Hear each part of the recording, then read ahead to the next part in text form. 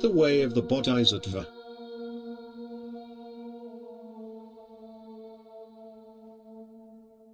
Many who have tried to penetrate the core of the marvelous Lankavatara Sutra are left wondering whether they properly understand it or not.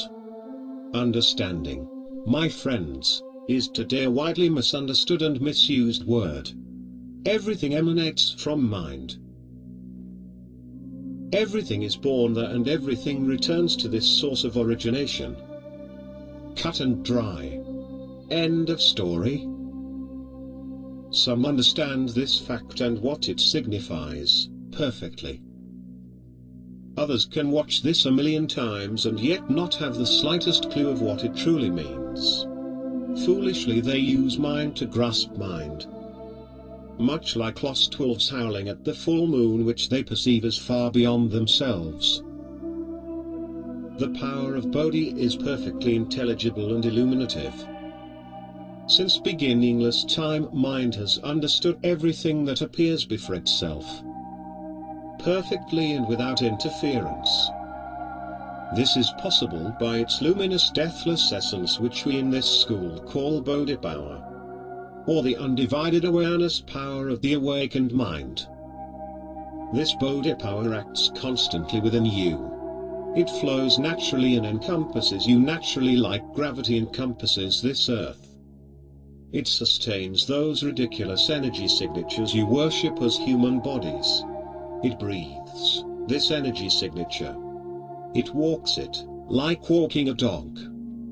It makes its brain able to process data and all kind of phenomena, again energy in various forms. It even illuminates the energy signature known as love to some who are love-struck. To see and understand this Bodhi power, to know how to correctly approach it and allow the Bodhi child in you to transform it by proper union with it. To use it in wholesome and not unwholesome ways. To allow it to erase all defilements in the alaya vijnana and slowly allow the Tathagata of your mind to come forth perfectly. Is all what the Lankavatara Sutra is about. Is that so hard to understand? Although this most marvelous Bodhi power is right there before your blind eyes, you do not pay it notice or proper attention, as little as you pay notice to the gravity which keeps your imagined legs and feet firmly on this earth. Bodhi power is like gravity. It acts accordingly to your mind's reactions. Hence the laws of causality. Bodhi power encompasses all phenomena, whether they are of aberrant, external, or internal nature. To clearly see this beyond any doubt in an instant flash. To see its law in all 10 directions and how it affects minds in all these 10 directions. To unify with its originative and incomparable creative power that continuously precedes this universe and hence realize the deathless and marvelous nature of mind, is called universal enlightenment. For verily I tell you that a few will attain this universal enlightenment in this very life, while others, who still are in the claw of Mara's internal and external phenomena, wallowing in sentimentality, self-pity,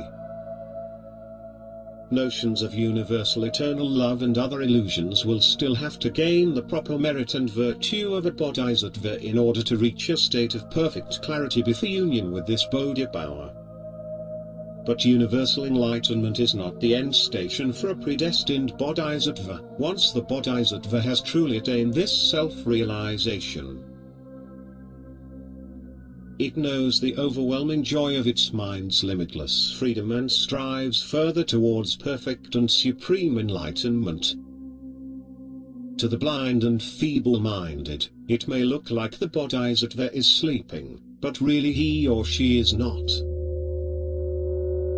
For he or she has understood the supreme Dharma of the Buddhas and takes every second, every minute and every hour of every day, month and year to study the incomparable Dharma with a joyous heart and most stubborn will for final fulfillment. Wherever they may be and however the world apparently changes around them, Such minds are very hard to disturb or to shake out of balance. They have found peace and light in the Dharma, and they indeed need very little but food and roof in order to proceed with their studies until their mortal bodies naturally dies and decays. For to them death is as little of an obstacle as dreams are in sleep. The way of the Supreme Dharma is not a short-term endeavor. Today, people start Zen meditation, and after only 2 or 3 weeks or even years they claim that they have made the breakthrough to the realization of their own Buddha nature. If you ever meet a black dragon, eye to eye, in order to test your level of Buddha gnosis, the dragon would probably confront you instantly with a cone, or a similar one, like this one. The physical body rots away fast. What is the hard and fast body of reality? Answer and I will hit you 10 times. Fail to answer and I will still hit you 10 times. To hesitate even an instant. Close your eyes to such a cone, or to find an excuse to not answer is to instantly realize that you are indeed completely ignorant about your mind's true nature, and thus nothing but a squirming worm in the end of a fishing line, reaching deep into the volatile waters of samsara. Perhaps some would respond to this with the shallow insights they have about the true depth and profound power of the unborn mind, but I can assure you that such petty attempts would not make much of an impression in the eye of a fire-breathing dragon of the Dharma. For a black dragon can see right through your mind's energy signature. He or she can probe it in an instant and determine your level of gnosis before you even utter a sound, a thought, or even your next breath of ignorance.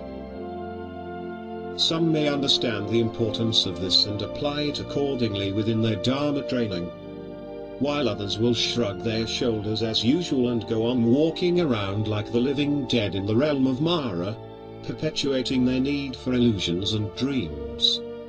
Now, it is up to you.